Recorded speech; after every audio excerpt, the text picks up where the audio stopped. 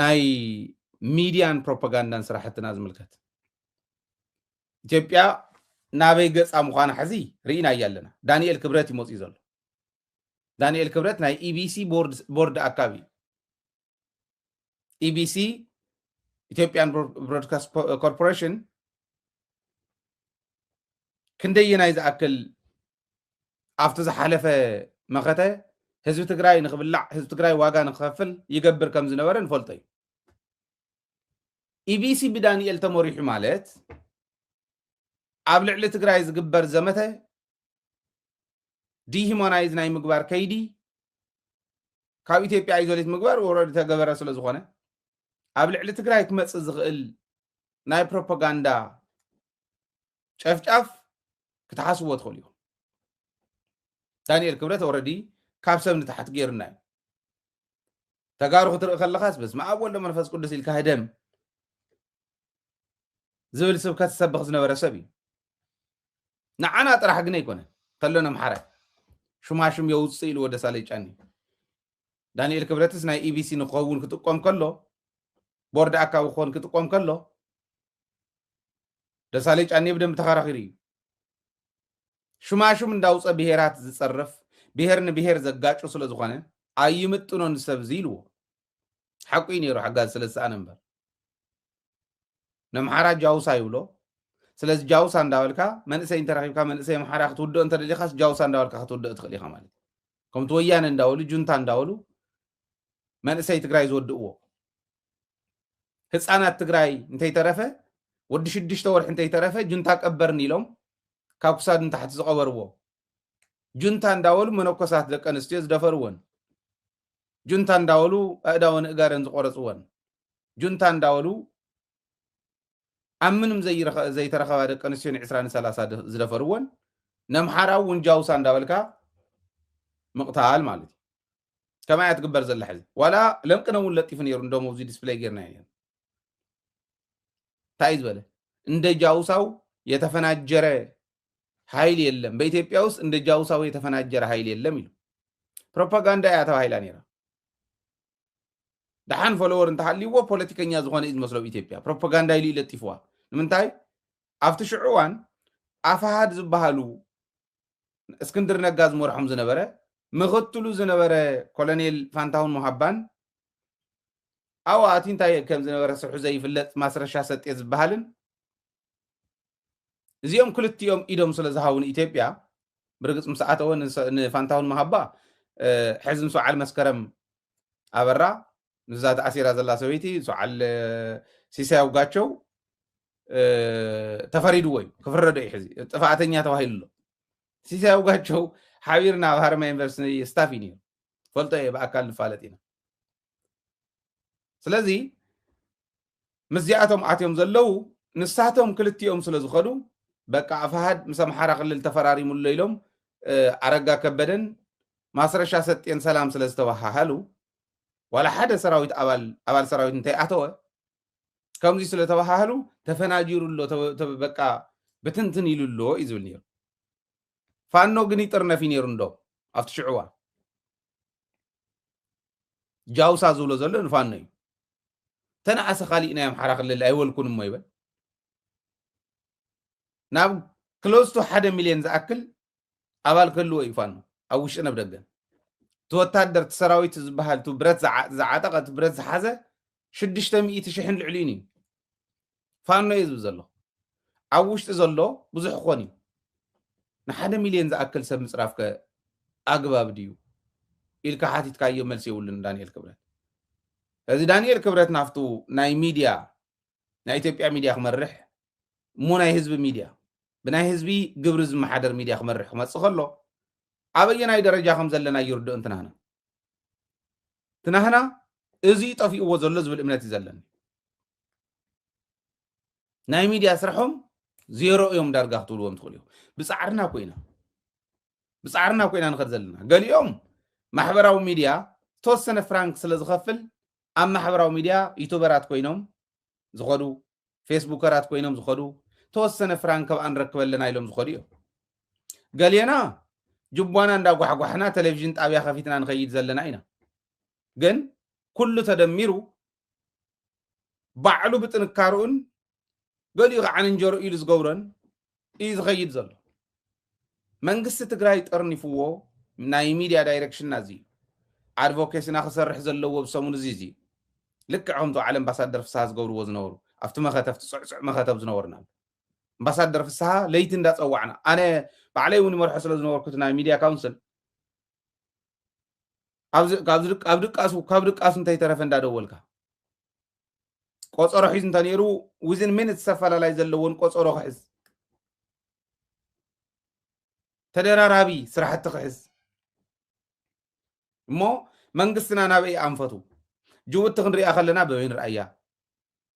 ኦኬ ኬንያ ክንሪኣ ከለና በበይን ረኣያ ሱዳን ክንሪኣ ከለና በበይ ንኤርትራ በበይ ናብ ሕብረት ኣውሮፓ ብእንግሊዝኛ ይኹን ብካልኦት ቋንቋታት ክንሕልፍ ከለና ኣሜሪካ ክትሰምዖ ትኽእል ነገር ክንሕልፍ ከለና እዚኣቶም ኩሎም ተናቢብና ኢና ንሰርሕ ነር ካልእ ተሪፉ ሓደ ኣብነት ክነግረኩም ሓደ ሓውና መብራህቶም ዝበሃል ኣይ ቲንክ ኣብ እስራኤል ዘሎ ዝኾነት ነገር ሕሊፉ ንሳስ ከምዚኣ ዝበሉ ሰባት ዓበይቲ ሰባት ርኢዮማ ሓሳብ ኣቕሪቦምለይ እና ይትረፍዶ ሚድያታት ኣክቲቪስታት እውን ተጠንቀቑ ኢኹም ጥንቅቕ ኢልና ንኽይድ ኢሉ ልባም ሰብ ብሓቂ ክድነቕ ዘለዎ ሰብ እዩ ኣምባሳደር ፍስሓ ማለት ከም ዘሎ ሓበሬታ ኣምፂልና እንተሎ ኣክቲቪስታት ኢና ሒዝናዮም ነርና ኣክቲቪስታትን ሚድያታትን ተጠርኒፈን ሚድያ ካውንስል ናይ ትግራይ ኢልና ኢና ጠርኒፍና ፎቲና ይኮንና ክልተ ፐርፐዝ ነይሩ ሓደ ተጠርኒፍና ስለ ንሰርሕ እዩ ምክንያቱ ኣያታት እኔውና እንዳምፁ ዝሕብሩ ዝምህሩ ኣንፈት ዝህቡ ኣለውና ኩነታት እውን ንሪኦ ኣለና ነንባዕልና እውን ክንተሓጋገዝ ንኽእል ኢና ከምዚ እንዳገበርና ክንሰርሕ ንዓድና ኢምፓክትፉል ዝኾነ ስራሕ ክኸውን ተፅዕኖ ክንሕድር ለውጢ ክነምፅእ ኣምፂና እውን ኢና ብስሩ ሰራዊትና ደሊና ዝረኸብና እዮም ኮ ብሚድያ ኮይኑ ራድዮ ጋሕታ እንተዘይትነብር በበይና ክንረኸቦም ነርና የለን ኮይ ነበረ ክልቲአን እንተን ናይ መንግስቲ እውን ወሪደን ቲኤምኤች እውን ወሪዳ ኣብ ዝነበረትሉ ራድዮ ጋሕታ ከፊትና ኮይና ረኺብና ትፈልጡ ዲኹም እዚ ራድዮ ጋሕታ ደደቢት ሚድያ ስለዚ ከፈተት ለይትን ቀትርን ዘይንስና መሲልና ስለ ዝሰራሕና ኮይና ረኺብና ተዓፅያ ኮይና ነይራ ኩላ ግስም ኢላ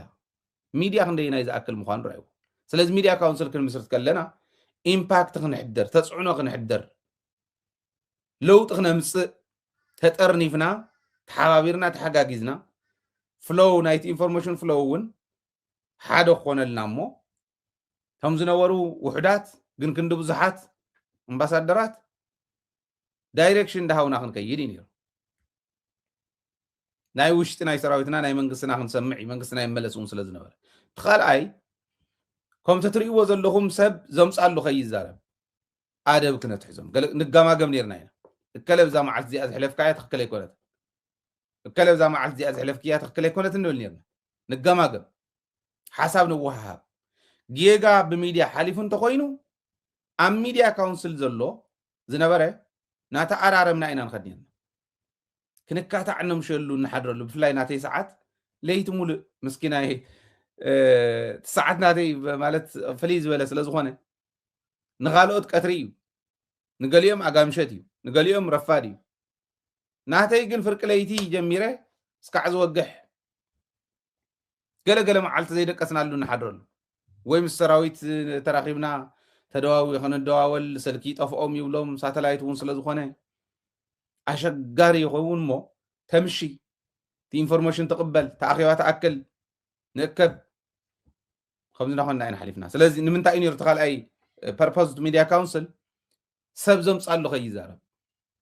ከምቲ ሕዚ ዘምፃሎም ዝዛረቡ ዘለዉ ሶሻል ሚድያ ናይ ሶሻል ሚድያ ተጠቀምቲ ከምኡ ከይዛረብ ዘዘምፃሉ እንተተዛሪቡ ኩሉ ንሕና ፖለቲክሊ ሉዝ እንገብሮ ዲፕሎማቲክሊ ሉዝ እንገብሮ ነገር ስለ ዝህሉ እዩ እዚኦም ዓበይቲ ነገራት ሒዝና ሚድያ ካውንስል መስሪትና ከድና መንግስቲ ግን ኣይመስረትና የለን እቲ ናይ ሚድያን ፕሮፓጋንዳን ስራሕ የብሎምን ትርድኢት የለን ብደብዳቤ ጠፈኛ ልኢኹም ዕፅፍ ዕፅፍ ኣቢሎም ወረቐት እዚኣ ንእከለ ብፅሓሉ ናይ ቀደም ናይቲ ናይ 17 ዓመት ዕጥቃዊ ቃልሲ ዓይነት ኣካይዳ ኣየዋፅን ሚድያ ወሃቢ ቃል ሃልዩካ ወሃቢ ቃልካ ዝኾነት ነገር ክትፍጠር ከላ ሃሎ ደደቢት ቴሌቪዥን እዚ ኣኽን ሕልፍ ደልና ነርና ግዜ ሓዙልና ከምዚ ዝብል ቫይብራንት ዝኾነ ሰብ ናይቱ ውድብ ይኹን ናይቲ ግዜያዊ ምሕዳር ወሃብቲ ቃል ክህልው ይኽእል ኣለዎ ሓበሬታ ክሓልፍ ክድለ ከለዉ ንኩሉ ሚድያ ፀዊዑ ብዓቕሚ ዝደልደለ ዓቕሚ ዘለዎ ወሃቢ ቃል የድልዮ ፕሬዚዳንት ወሃቢ ቃል የድልዮ ትውቦ እምበር ከምዚ ክገብሩ እኳ ይኽእሉ ይትረፍደኒ ሚድያታት ከማእኽሉ ኮሚኒኬሽን ቢሮ እውን ናይ ትግራይ ኮሚኒኬሽን ቢሮ እዚ ክሰርሕ ነይርዎ ከም ዝበሉ ስራሕቲ ክሰርሕ ነይርዎ ንሚድያታት ኩለን ሓበሬታ ምሃብ ሞኒተር ምግባር ተንፀጋም ዝኸዳውን ምእራም ክሰርሕ ኣለዎ እንታይ ዳ ኣይሰርሖም ወንበር ከፍ ምባል ኣነ ይገርመኒ ምስኣተኻ ዲኻ ዓዚም ዝግበረልካ እሞ ፀጥ ትብል ይገርመኒ ሕጂ ከዓ ብፍላይ ኢትዮጵያ ንዳንኤል ክብረት ናብ ቅድሚት ናይ ሚድያ ስራሕቲ ንክሰርሕስ ናብ ቅድሚት ዘምፃቶስ ንዳንኤል ክብረት ይክበሃል ከሎ ንሃይለ የተሓሳስቦ እዩ በቃ ናይ ኢትዮጵያ ናይ ሚድያ ዳይሬክሽን ዳንኤል ክብረት እያ ዓይነታ መልክዓ ዳንኤል ክብረት ትመስል ዳንኤል ክብረት ማለት መን ምዃኑ ንፈልጦ ኢና ናይ ኢትዮጵያ ናይ ሚድያ ከይዲ ዳንኤል ክብረት ትመስል እንተኮይና ብዙሕ ስራሕ ከድልየና እዩ ሓሶት ኣሎ ማለት እዩ ወረሎ ፕሮፓጋንዳ ኣሎ ማለት እዩ ዓይኒ ዕሙተይ ከይድ ኣሎ ንስዕረ ኣለና ዝብል ስዒቱ ናይ ብልፅግና ናይ ፕሮስፐሪቲ ጎስፕል ኣብ ዳንኤል እዩ ዘሎ ስኢሉ በቃ ሃተውተው እንዳበለ ህዝቢ እናታለለ ክኸዲ ማለት እዩ ነዚ ንእርመሉ ምዕሩይ ዝኾነ ናይ ሚድያ ከይዲ ጥራሕ ኣይኮነን ንዕኡ ዝመስል ዝምልስ ናይ ፕሮግራም ዝምልሱ ፕሮግራማት እውን ክህልውን ኣለዎ ነቲ ናይ ዳንኤል ዓይነት ዕብዳን ክምልስ ዝኽእል ፕሮግራም ከድልየና እዩ ማለት እዩ ንሕና ነተን ንመርሐን ሚድያታት ከምኡ ክንገብር ኢና ከም መንግስቲ ግን ከምኡ ከድልዮም መንግስቲ ትግራይ ግዜያዊ ምሕዳር ትግራይ ሚድያታት ዝሕዘሉ መንገዲ ብዙሕ ስራሕ ከድልዮ የለን ሕዚ ብዙሕ ሰብ በቃ ዳይሬክሽን እናተዋሃበ ሕና ውንቲ ኢንፎርሜሽን ብመንግስታዊ መዋቅር እንዳረኸብናዮ ንኸድ ዘለና ክመስሎ እዩ ባዕልና ፃሕቲርና ንረኽበን እምበር የለን ከምኡ የለን ኣብ ትግራይ ተሕምቕ ንሳ እያ ታውድቀት ንሳ እያ እዚኣ ክትስተኻኸል ምግባር ንዓዲ ንህዝቢ ምርባሕ እዩ እዚኣ ከም ዘለዋ ወይ እናተበላሸወት ንክትከይድ ስእድካ ዕሊብካ ምኻድ ከምዘይሰምዕ ዕሊብካ ምኻድ ምናልባሽ ነቲ ዓዲ ናብ ሓደጋ ክእትዋ እዩ እሞ ከዓ ኣብዚ ሕዚ እዋን ኮይንና እሞ ከዓ ወራር መፃኹም እንዳበለና በላዕኹም መፃኹም እንዳበለ ስለዚ ኣግባብ ክሕዝ ክኽእል ኣለዎ እቲ ናይ ሚድያና እውን ማለት እዩና ናይ ሚድያና ናይ ፕሮፓጋንዳና ስራሕቲ ስኢሎም ተራ ሰባት ወፂኦም ክወፅእ ዝደለየ ሰብ ወፂኡ ዝዛረቡ እንተይኮነ ትውድብ እውን ውድብ ክጨንቡ ዝኽእል መንገዲ ክሰርሑ ዝኽእሉ ሰባት ክምድብ ተግዚያዊ ምሕዳር እውን መንግስቲ ዝጨኑ ናይ ሚድያ ስራሕ ዝሰርሑ ሰባት ክምድብ ሚድያታት እውን ኣንፈት ክወሃበን ኩሉና ናይ መኸተ ሚድያ ኢና ሚድያ ትግራይ ዝበሃል ናይ መኸተ ሚድያ እዩ ናይ መኸተ ሚድያ መኸተ እንታይ ማለት ምዃኑ ትዘለናሉ ደረጃ ትንምክቶ ዘለና ፀላኢ እንታይ ዝመስሉ ምዃኖም ተረዲኡ ክኸይድ ክኽእል ኣሎ በቃ ብዘምፃሉ ንቪው ተባሂሉ ዝኽየድ ክያዶ ትኽክል ኣይኮነን እዩ ዘለኒ መልእኽቲ ለዚ በዚ ደረጃ እንተርኢናዮ ከሳግረና እዩ ዝብል እምነት ኣለኒ ሎሚ ኣብ ሰዓት እዚ ንክኣቱ ዝገበረኒ እታ ናይ ፋኖ ዓወት ዓባይ ስለ ዝኾነት ድሮን ተኣክል ምውዳቕ እሞ ናይ ኢትዮጵያ ሰራዊት ንምዕራብ ትግራይ ክሓልፍ ኣብ ዝደለየሉ እውን ክትሓልፈ ይትኽእልን ኢልካ መኪትካ ምውዳቕ እዚኣቶም ዓበይቲ እዮም ፋኖ ናብቲ ሕዚ መሬት ትግራይ ክምለስ ኣለዎ ናፅነት ኣምሓራ እውን ክረጋገፅ ኣለዎ ናፅነት ትግራይ እውን ክረጋገፅ ኣለዎ ዝብል ናይ ሓባር ዝኾነ ቃልሲ ደገን ውሽጥን ዘሎ ናይ ኣምሓራ ተወላዲ እውን ብደንቢ ናብኡ ንክዓመም ናይ ሚድያ ዳይሬክሽንና ከም ዝኸውን ክኽእል ኣለዎ ብስሩ ምእኹል ክኾን ክኽእል ኣለዎ ተማእኺሉ ክስራሕ ክኽእል ኣለዎ ዝብል እምነት እዩ ዘለኒ ንፋኖ እውን ኳዕ ደስ በለኩም ከምዚ ዓይነት ዓወታት መምዝጋብ ስለ ዝጀመርኩም ኮርስ ብዙሓት ዓወታት ኣመዝጊብኩም ኢኹም ብዙሓት ኦፕሬሽናት ኣመዝጊብኩም ኢኹም እቲ ናይ ወሎ ዝነበረ ወያነ እንተዘይኣቱ ከምዘይመገበሩን ዝብል ናይ ኢትዮጵያ ዓገርገር ንሱ እውን ሓዊሱ ዓበይቲ ዓወታት ኣመስጊብኩም ኢኹም ብዙሕ መስዋዕትነት ይኽፈል ኣለዎም ሓረ ምናልባሽ ሚልዮናት ሞይቶም ክኾኑ ይኽእሉ እዮም ምንም ጥርጥር የብሉ ክንሰምዑ ኢና ኣብቲ መወዳእታ ዜኑ ተወሰና ሪፖርታት እውን የንብብ ነይረ ተወሰና ሪፖርት ብዝኾነ ኣጋጣሚ ዝመፃኒ ማለት እዩ የንብብ ነይረ ስለዚ እቱ ኣብ ልዕሊ ኣምሓራ ዝበፅሕ ዘሎ ቀሊል ኣይኮነን ከምዚ እንዳበለ እንተኸይዱ እሞ ምስ ትግራይ እውን ጥምረቱ ብደንብ ገይረ ረጋጊፁ እንተኸይዱ ፋኖ ግን ናይ ብሓቂ ለውጢ ከምፅእ ዝኽእል ምዃኑ በዚ ኣጋጣሚ ናተይ ምልከታ ከቕምጥ እደሊ ተጋሩ ኮይና ነዚዩ ደጊፍና ዘለና ኢሞሽን ተበዲልና ኢና ቆሲልና ኢና ትክክል እዩ ኢሞሽንና ቁስልና ውሕጥ ኣቢልና ሕዚ ትግራይ ነፃ ትወፀሉ ብላዕልን ብታሕትን ሰላም ዝኾነ ረኽቢ ትገብረሉ ምስ ጎረቤታ ክንገብር እንተኮይንና ውሒጥና እዮም ክንከይድ ዝግባአና ብዙሓት እዮም ሓደ ሓዲኦም ከም ዝኽብል ከለኹም ሞታይ ጣ ዘይትውሕጦና ይቶም ተጋሩ ይብሉ እዮም እንታይ ኻ ባንዳታት ትብሎም ይብሉ አንተም ሰብ ካብቶም ፀላእቲ ንላዕሊ ፀላእቲ ኮይኖምና እኒው ናህና ተጋሩ ኣያታት ኢልና ክቢርና እዮም ዝመፃና እዚኣቶም ዘይተፀልኡ መን ክፅላእ እንተመፅኦም ሕዚ እውን ፀገም የለን ክንቅበሎም እዩ ዝግባአና ተፀሚምና ንቀበሎም ተስተኻኺሎም እንተመፅኦም እዩ ማለት